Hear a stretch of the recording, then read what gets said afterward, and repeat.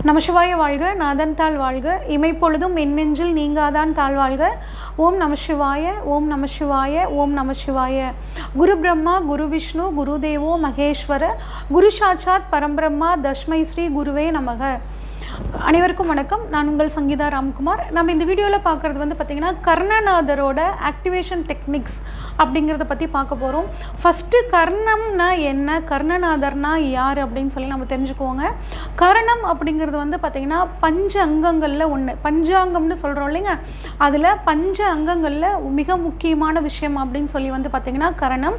இந்த பஞ்ச அங்கங்கள் என்ன அப்படின்னு சொல்லி பார்த்தோம்னா, நம்ம பிறந்த கிழமை முதல்ல வரும். நம்ம இப்போ புதன்கிழமையில் பிறந்தோம் அப்படின்னா நமக்கு அதுக்குண்டானது பார்த்திங்கன்னா வாரம்னு நாங்கள் சொல்லுவோம். அடுத்து நம்ம பிறந்த நட்சத்திரம், அதுக்கப்புறம் நம்ம பிறந்த திதி, அதுக்கப்புறம் நம்ம பிறந்த யோகம் அப்படின்னு சொல்லுவோம். அதுக்கு அடுத்தது வர்றது கரணம். ஏன் இந்த கர்ணத்தை கடைசியில் வச்சுருக்காங்க அப்படின்னு சொல்லி பார்த்தோம்னா, கர்ணம் தான் நம்மளோட உடம்புல, நம்மளோட பழக்க வழக்கங்களில் அதிக அளவு இம்பேக்டை கொடுக்கக்கூடிய ஒரு பஞ்ச அங்கங்களில் ஒன்று. குறிப்பாக பார்த்திங்கன்னா கர்ணம்னா என்ன அப்படின்னா, திதியை பற்றி நம்ம ஃபஸ்ட்டு தெரிஞ்சால் தான் கர்ணத்தை பற்றி தெரிஞ்சுக்க முடியும். திதிங்கிறது உங்களுக்கு எல்லாமே தெரியும். பௌர்ணமி திதி, அந்த மாதிரி அமாவாசை திதி, நிறைய திதிகள் சொல்கிறோம். அந்த திதியில் பாதி தான் கர்ணம்.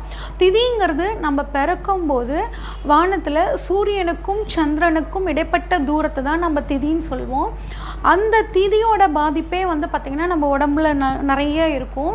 அந்த திதியில் பாதி பார்த்திங்கன்னா கர்ணம். அப்போ கர்ணத்தோட impact, positive impact and negative impacts பார்த்திங்கன்னா நம்மளோட உடம்புல, நம்மளோட செயல்களில் நிறைய இருக்கும். குறிப்பாக இந்த கர்ணத்துக்கான, பொதுவாகவே கர்ணத்துக்கான கிரகம் யார் அப்படின்னு சொல்லி பார்த்தோம்னா சனி பகவான்.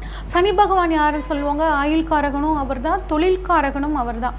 அப்போ உங்களோட ஜாதகத்தில் கர்ணநாதர் சூப்பராக இருந்தார் அப்படின்னா அந்த கர்ணநாதருக்குரிய தொழிலை நீங்கள் பண்ணும்போது உங்கள் லைஃப்பில் நீங்கள் ஈஸியாக சக்ஸஸ் ஆகலாங்க.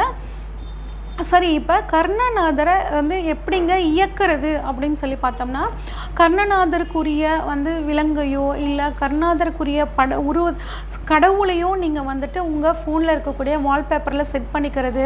அதுக்கப்புறம் கர்ணத்துக்கு உண்டான விலங்குக்கு உண்டான உணவு கொடுக்கறது. அதே மாதிரி அந்த கர்ணநாதருக்குரிய அதிதேவதையோட படத்தை நீங்கள் எடுத்து வச்சுக்கிறது. அவங்க கர்ணநாதருக்குரிய கிரகங்களுக்குரிய காயத்ரி மந்திரங்களை தினமும் செய்கிறது. கர்ணநாதருக்குரிய உணவை தானம் பண்ணுறது. இந்த அதுக்குரிய ஜீவசமாதி வழிபாடு பண்ணுறது, அதுக்குரிய கோவில்களுக்கு போயிட்டு வர்றது, அதுக்குரிய பொருளை வீட்டில் எப்படி இயக்கிறது அப்படின்னு பண்ணுறது, அதுக்குரிய உண்டான உணவுப் பொருளை தானம் பண்ணுறது, கர்ணநாதருக்குரிய நிறத்தை நம்ம பயன்படுத்திக்கிறது, கர்ணநாதருக்குரிய சுவையை கொடுக்கக்கூடிய உணவுப் பொருளை நம்ம உணவில் அதிகமாக சேர்த்துக்கிறது. இப்படியெல்லாம் பண்ணும்போது நம்ம கர்ணநாதரை பார்த்திங்கன்னா ஈஸியாக ஆக்டிவேட் பண்ணலாங்க. இப்போ பார்த்திங்கன்னா ஒவ்வொரு கரணத்துக்கும் உண்டான விஷயங்கள் என்ன, அது நம்ம எப்படி ஆக்டிவேட் பண்ணலாம் அப்படிங்கிறத நம்ம இப்போ வரிசையாக பார்க்கலாங்க. பத்திரை கர்ணத்துக்கான ஆக்டிவேஷன் டெக்னிக் சொல்லி பார்ப்போங்க. பத்திரை கர்ணத்துக்கான கிரகம் அப்படின்னு சொல்லி பார்த்தோம்னா கேதுங்க. இந்த பத்திரை கர்ணத்துக்காரங்க பார்த்திங்கன்னா ஆன்மீகத்தில் அதிகம் நாட்டம் கொண்டவர்களாக இருப்பாங்கங்க. அது மட்டும் இல்லாமல் யோகா, தியானம், அந்த மாதிரியான போகக்கூடிய விஷயங்கள், தான தர்மங்கள் பண்ணக்கூடிய விஷயங்கள்லாம் அதிகமாக செய்யக்கூடியவர்களாக இருப்பாங்கங்க. தனிமையை விரும்பக்கூடியவங்களாக இருப்பாங்க இந்த பத்திரை கர்ணக்காரங்க. இவங்களுக்கான கர்ணநாதர் யார் அப்படின்னு சொல்லி பார்த்தோம்னா திருச்செந்தூரில் இருக்கக்கூடிய முருகனுங்க. திருச்செந்தூர் முருகன் வழிபாடு உங்களுக்கு மிகச்சிறந்த நன்மையை கொடுக்கும். குறிப்பாக பத்திரை கர்ணம் வர்ற நாளில், பத்திரை கர்ணம் என்னைக்கு வருதுன்னா எங்களுக்கு தெரியாதுங்க அப்படின்னு நினச்சிங்கன்னா, பௌர்ணமி அன்னைக்கு கட்டாயம் பத்திரை கர்ணம் வரும். பௌர்ணமி நாளில் முழு நிலவு இருக்கிற சமயத்தில் போய் முருகன் வழிபாடு பண்ணுறதும், அங்கே இருக்க கடற்கரையில் அமைதியாக இருந்துட்டு வர்றதும் உங்களுக்கு மிகச்சிறந்த நன்மையை கொடுக்கும். குறிப்பாக இல்லைங்க, நானும் போகிறதுக்கு ரொம்ப நாளாக ட்ரை பண்ணிக்கிட்டே இருக்கேங்க, என்னால் போக முடியல, அதற்கான சூழ்நிலை அமையலை அப்படின்னு பார்த்தீங்கன்னா, கூகுளில் போயிட்டு திருச்செந்தூர் முருகன்னு சொல்லிவிட்டு நீங்கள் போட்டிங்கன்னா ஃபோட்டோஸ் வரும். அந்த ஃபோட்டோவை உங்கள் வால்பேப்பரில் டவுன்லோட் பண்ணி வச்சுக்கோங்க. டெய்லியும் காலையில் எந்திரிக்கும் போது முருகனை பார்த்துட்டு உங்களோட இன்றைக்கான வேலைகள் என்னென்னலாம் நீங்கள் செய்யணும், இந்த வேலைகள்லாம் நீங்கள் எனக்கு வெற்றிகரமாக முடிச்சு கொடுங்க அப்படின்னு சொல்லி வேண்டிக்கிட்டு நீங்கள் இந்த நாளை தொடங்கும் போது உங்களுக்கு எல்லாமே சக்ஸஸாக முடியக்கூடிய ஒரு யோகம் அவர் கொடுப்பாருங்க. குறிப்பாக திருச்செந்தூர் முருகனுக்கு ஒரு ஸ்பெஷலுங்க. கடற்கரை ஓரத்தில் இருக்கக்கூடிய முருகன். அது மட்டும் இல்லாமல் குருவுக்கான ஸ்தலமும் வந்து இருக்கும். மற்ற ஸ்தலங்கள் முருகனோட ஸ்தலங்கள் வந்து பார்த்திங்கன்னா செவ்வாய்க்கு உண்டானது மட்டும்தாங்க. ஆனால் திருச்செந்தூர் முருகன் வந்து பார்த்திங்கன்னா குருவுக்கான ஸ்தலமும். அதனால் எல்லா விதமான செல்வங்கள் வேணும் அப்படின்னு யார் வேண்டுனாலும் கொடுக்கக்கூடிய ஒரே கடவுள் அப்படின்னு சொல்லி பார்த்தோம்னா திருச்செந்தூர் முருகனுங்க. குறிப்பாக உங்களுக்கு பத்திரக்கரணக்காரங்களுக்கு அவர் மிகச்சிறந்த யோகத்தை கொடுப்பார். என்றைக்கு போகணும், பௌர்ணமி என்றைக்கு பத்திரக்கரணம் வர நாளில் போகலாம், செவ்வாய்க்கிழமை போகிறது ரொம்பவே வந்து பார்த்திங்கன்னா நல்லதுங்க.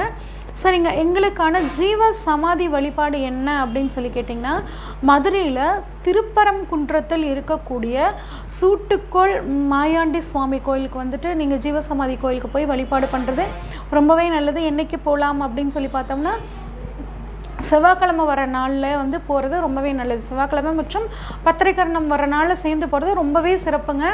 அவங்களுக்கு வீட்டில் எந்த பொருளை வந்து நாங்கள் இயக்குனா நாங்கள் வந்து நல்லது அப்படின்னு சொல்லி பார்த்திங்கன்னா, கேது அப்படிங்கிற வந்து பார்த்திங்கன்னா வந்து தலைப்பகுதியை, அது குறிப்பாக முடிப்பகுதியை குறிக்கக்கூடிய இடம்.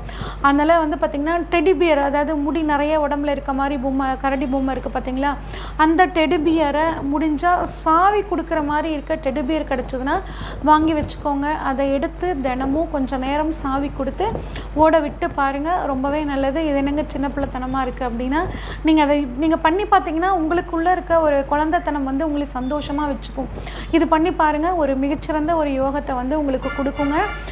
சரிங்க, வந்துட்டு என்ன உணவுப் பொருளை நாங்கள் வந்து தானம் பண்ணுறது ரொம்ப நல்லது அப்படின்னு சொல்லி பார்த்தீங்கன்னா, மைதா சம்மந்தப்பட்ட உணவு தானம் பண்ணுறது நல்லது. பப்ஸ் வாங்கி கொடுக்கறது, பரோட்டா தானம் பண்ணுறது, மைதாவால் பொருளை வந்து தானம் பண்ணுறது உங்களுக்கு ரொம்பவே நல்லதுங்க.